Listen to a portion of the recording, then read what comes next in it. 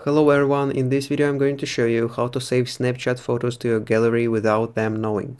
Actually, it's very quick and easy, but you need to watch this video until the end so you won't skip any important step.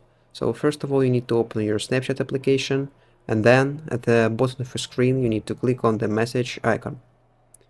After that you need to enter any chat you want, and then for example, if you want to save this Snapchat photo to your gallery, and you'll take a screenshot, this person will receive a message about it. So if you want to do it without um, this person knowing, you need to first of all swipe your screen from the top right corner, and then you need to turn on airplane mode.